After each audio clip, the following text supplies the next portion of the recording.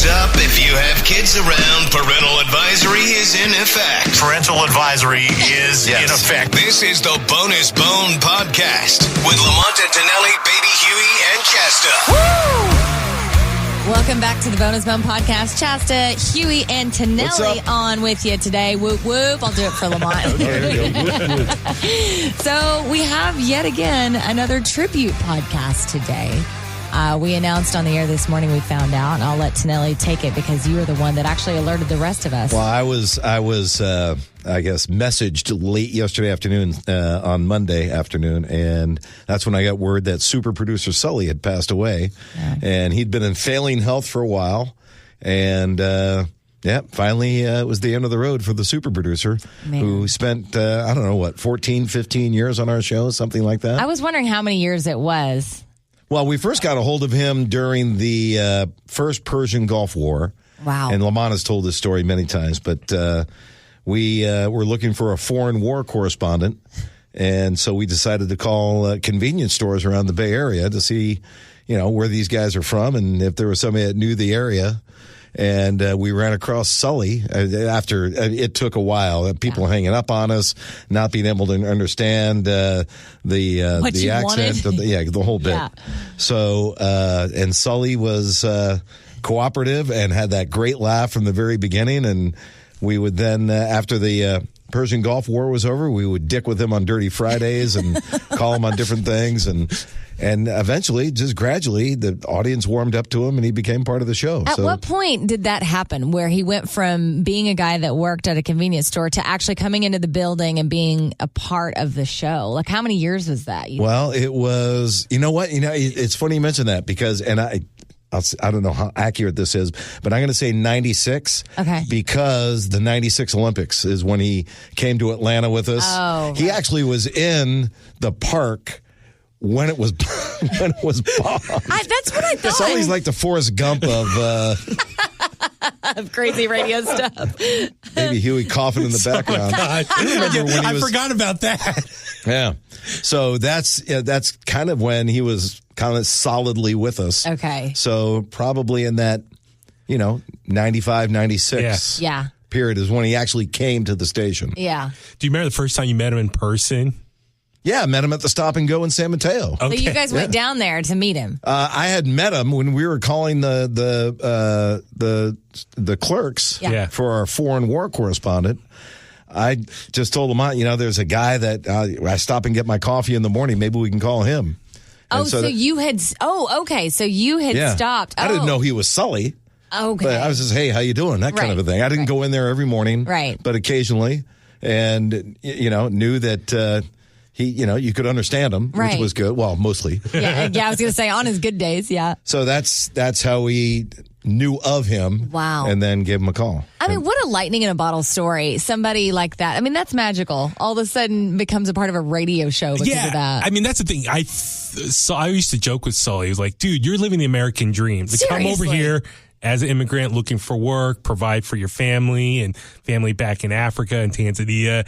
And the fact that, working at a Stop and Go, it turned into a full-blown radio career that he was able to live really well off that. And, he lived a good life when he was working in radio, especially during that time period, in the 90s when local radio was a big deal. The heyday of radio. Yeah. I only had the pleasure of working right next to him for about 4 years every morning. So I don't have near the amount of stories that you guys do. I just want you to just go. I want to hear them all. Well, no, but like with you coming into the middle of it and being like a stranger to the radio station when you first got here, what was your impression when you came in? I just couldn't you want a job in radio and you're like, what the hell is going on here? Well, it's funny because I had worked in radio for like 12 years and up to that point in different markets, in various markets. I moved here from LA. So I knew like a lot of stunt guys and I knew a lot of shticky, funny, crazy stuff, but I never knew anything like L&T and Sully. That was just, it was a totally different level.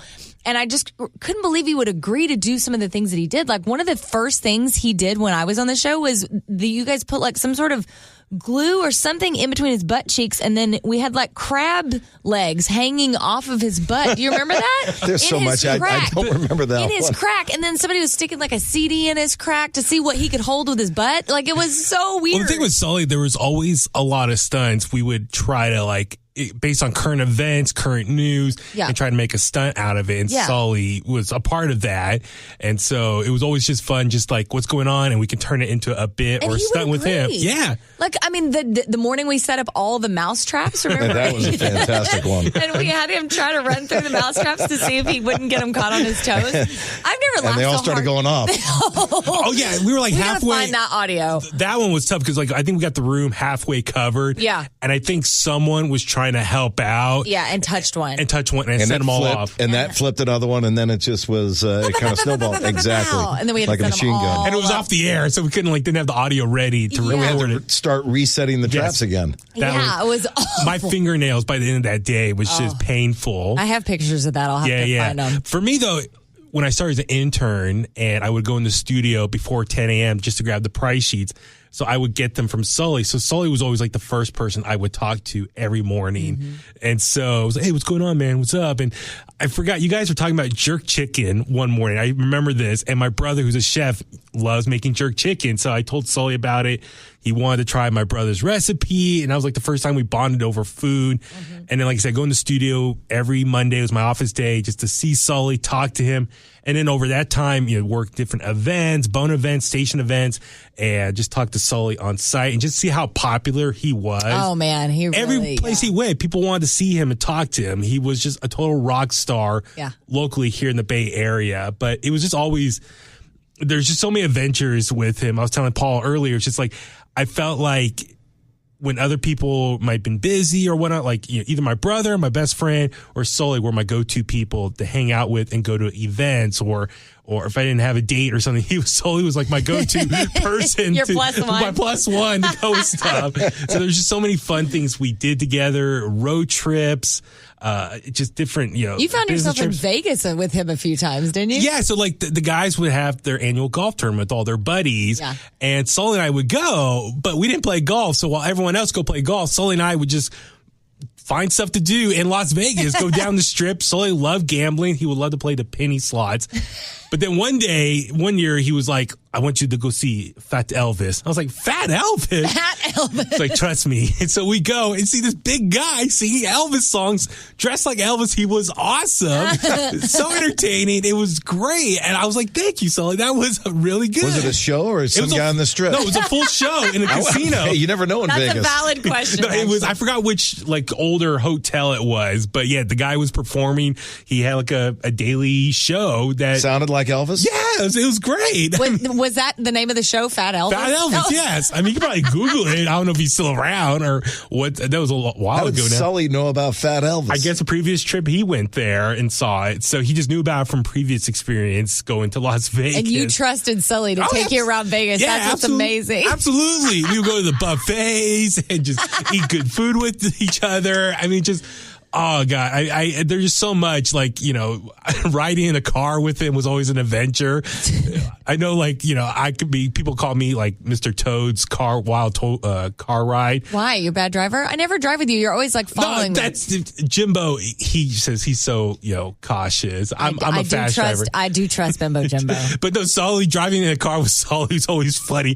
We would drive and he would just wave at people randomly. I was like, what are you doing? He would just like to randomly wave at people. Yeah. And coming from Africa, where everything is, geographically kind of condensed, he usually knew what kind of language the cab driver was speaking. Yes. He'd always start speaking either Tanzanian or Nigerian or something. Yes. With the cab driver. Oh, really? Oh, Wow. yeah, it was hilarious. No, it was great traveling with Sully because, we get in a cab or something. He would talk to the cab driver, and the cab driver would take care of us. Yeah, sure. Get to our destination properly, like whatever. But it was just, Sully was always like a good security blanket for traveling with. And speaking of coming from Africa, is when he first came to the United States, this didn't happen, I don't think, when we knew him, but he told us about it, and he loves chicken. He Is went this out the and got chicken a live on Bart chicken. thing? Yeah, and he slaughtered it in his bathtub in his apartment.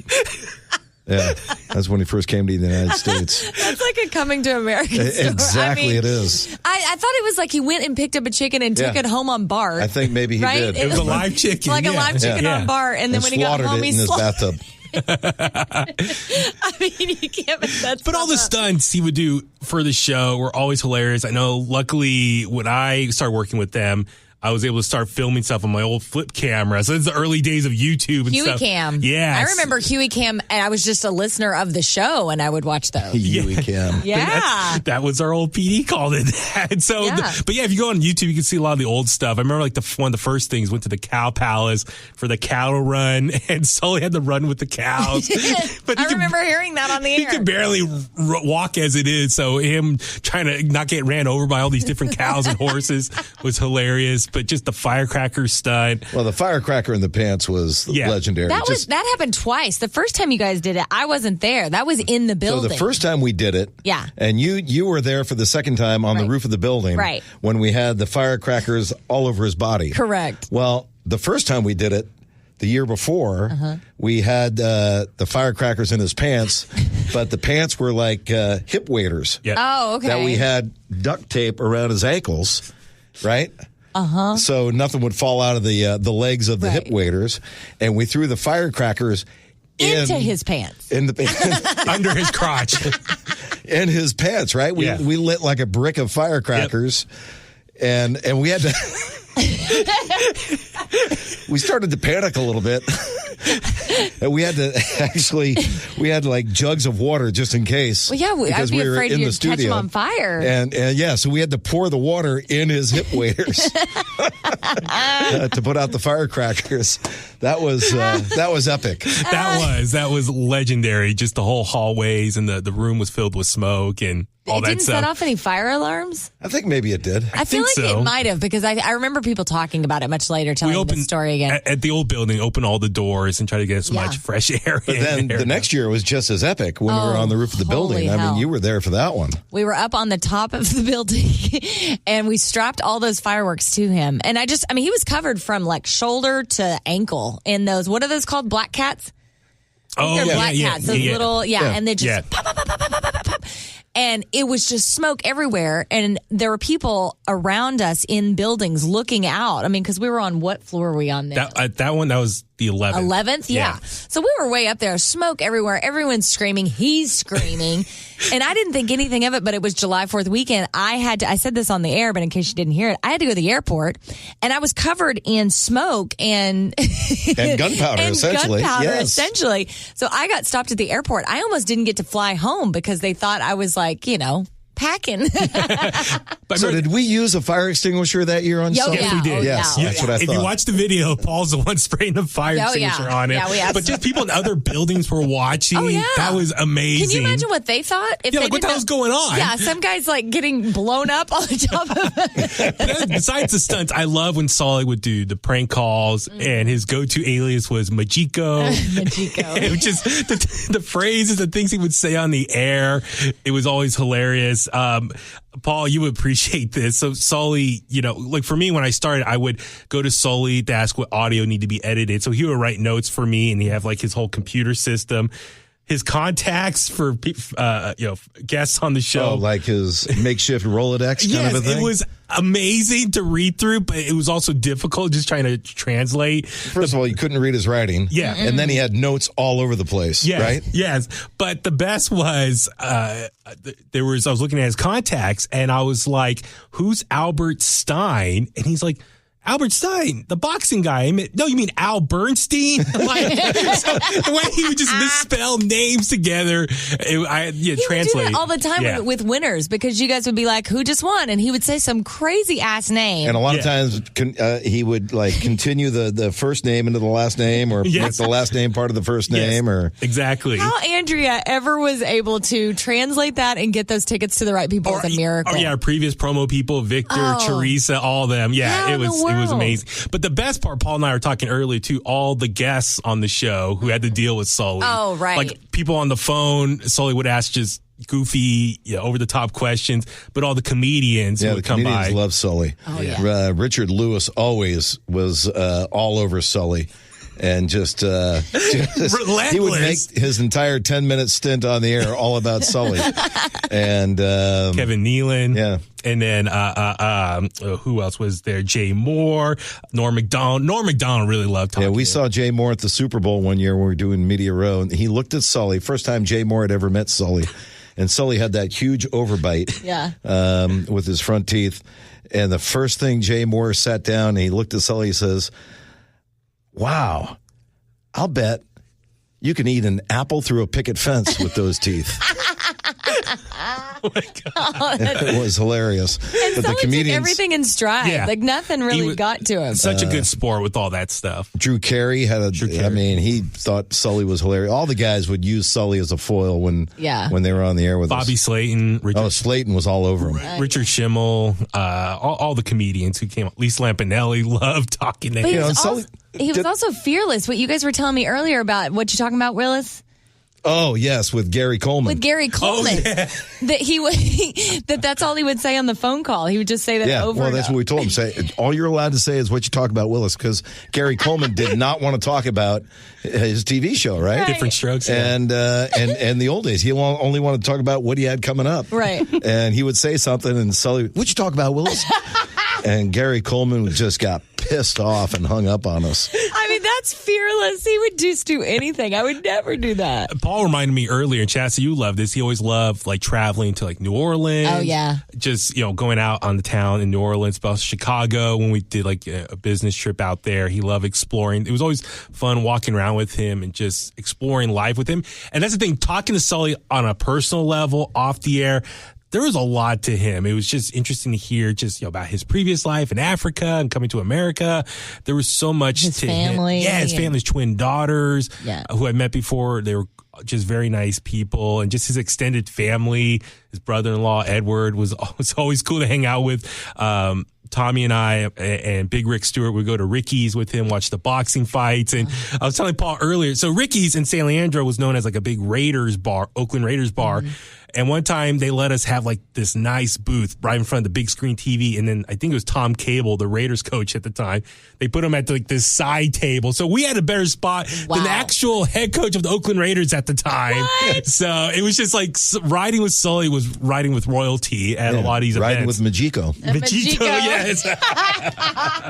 And he was always up for doing anything. I mean, not just on the show, which he was all the time. It's just like, I mean, all the crazy stuff we had him do, but if you just called him up and said, "Hey, let's go somewhere." Yeah, no, he loved going to concerts. AC/DC, going to an AC/DC concert was always fun. And we were in the parking lot, and I don't know if he was drinking cognac or a Cavassier, but he was drinking it. God. And then we went inside, rocked out, and then afterwards, right in his car, because he gave me a ride home, he blasted AC/DC in the car. He's like, "Are you ready?" He was driving, he's just head bopping. It was just always an adventure with him. And he was always trying to get into shape, then it never worked out. No. He was either trying to diet or work out. He would always ask me. He was that's always one thing. 0 for 2. Yep. Every single time. He and I would bond over that. He'd always ask me about nutrition and health and help me with my diet all the time. We tried to go on walks together, and we couldn't walk that far. He had the bum knees and stuff, but it was just always an adventure with him. He was a funny soul. I mean, you have to say that he would say no to nothing because he got in a car and ran it into a wall for you guys. For God's sakes, this guy was definitely game to do anything. Yeah. No. God bless him. God rest his soul. We do send our love out to his family because I'm sure they're hurting today. But man, he left one hell of a leg. And I learned one thing with his passing because I think he's Muslim. Yeah. And they bury people in 2 days. Immediately. Like, boom. Yeah. See you later. Yeah. We got to move on. Got to move on. Yeah, I know, right? Like, you texted that last night, and I was like, holy cow, really?